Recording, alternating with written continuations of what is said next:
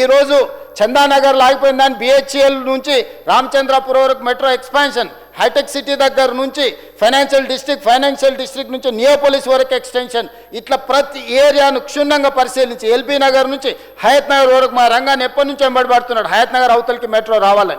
ఈరోజు అక్కడి కూడా విస్తరించడానికి ఈరోజు మెట్రో భవిష్యత్ ప్రణాళికలు తీసుకొని కేంద్ర ప్రభుత్వం దగ్గరికి వెళ్తే ఆ ఉన్న సంస్థనైనా ఒప్పించండి, సంస్థ ఒప్పుకోకపోతే మీరు స్వాధీనమైన చేసుకోండి, మేము అనుమతిస్తాము అని చెప్పి కేంద్ర ప్రభుత్వం మనకు సూచన చేస్తే ఈరోజు మెట్రోను స్వాధీనం చేసుకొని మెట్రో విస్తరణ పనులను ఈరోజు మనం ప్రారంభించుకుంటున్నాం అధ్యక్ష.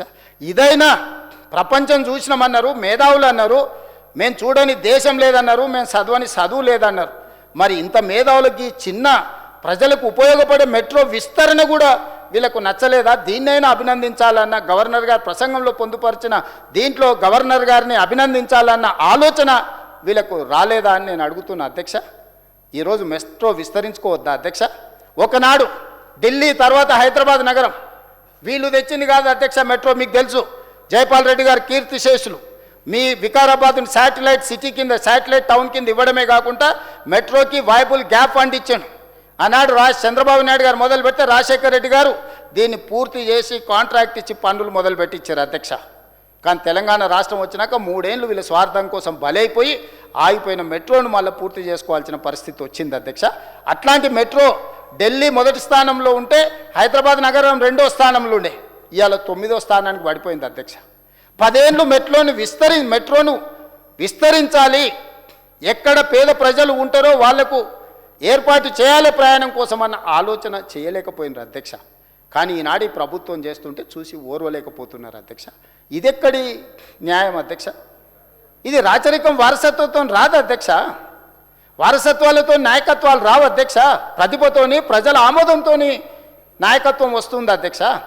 వారసత్వంతో ఏదైనా చోటామోటాది వస్తుండొచ్చు, ఉద్యోగం ఏం చేస్తాం, తండ్రి నీడని బతికినప్పుడు కొంత చెట్టు పేరు చెప్పి కాయలు అమ్ముకునే విధానం ఎక్కడన్నా ఉంటే కొంతమందికి వస్తుంది.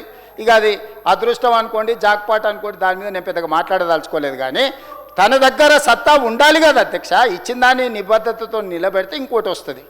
దాన్నే చక్కగా నిలబెట్టకుండా నేను ఔరంగజేబ్గా మారుతా, అన్నం చంపేస్తా, తండ్రిని జైల్లో పెడతా, నేను ఇది గుంజుకుంటా, నేను అందులో కూసుంటా అంటే అది దురాశ అవుతుంది తప్పితే ఏమన్నా నెరవేరే కోరికనా అధ్యక్ష? అట్లాంటి కోరికలు ఉండడం తప్పలేదు. కానీ విపరీతమైన పోకడలు, ఈ విధానము గౌరవం తెచ్చిపెట్టదు అధ్యక్ష. అసంతృప్తి ఉండొచ్చు, బాధ దుఃఖం ఉండొచ్చు ఇక్కడ కూర్చుందామని. ఎప్పుడైనా మీరు బెల్లు కొట్టి అందరం పోయినాకు వచ్చి జరిసేపు కూర్చోమని అధ్యక్ష ఎవరో అన్నారు. సభ నడవనప్పుడు వచ్చి జరిసేపు కూర్చొని సంతోషపడమని ఈ కుర్చీలో కూర్చోవాలని కోరుకుంటే సభ నడిచేటప్పుడు కుదరదు అధ్యక్ష. తమరు అనుమతి ఇయ్యరు, చట్టం ఒప్పుకోదు. వీళ్ళకి కావాలి కూదాలంటే ఎప్పుడైనా కాగితం తీసుకొచ్చి పక్కన కూర్చోబెట్టుకొని జరిసేపు మాట్లాడుతుంది అధ్యక్ష. ఏమున్నది? అట్లనైనా కోరిక నెరవేరుతుంది అనుకుంటే ఎప్పుడన్నా నేను ఇక్కడ కూర్చున్నప్పుడు వచ్చి ఒక కాగితం తెస్తే కూర్చోవచ్చు, జరిసేపు మాట్లాడవచ్చు, పోవచ్చు. నేను అందరినీ పిలుస్తూనే ఉన్నా అధ్యక్ష. ఇప్పుడే మా మిత్రుడు కోనంనేని సాంబశివరావు గారు వస్తే పక్కన కూర్చోబెట్టుకొని ప్రజా సమస్యలు మాట్లాడినా.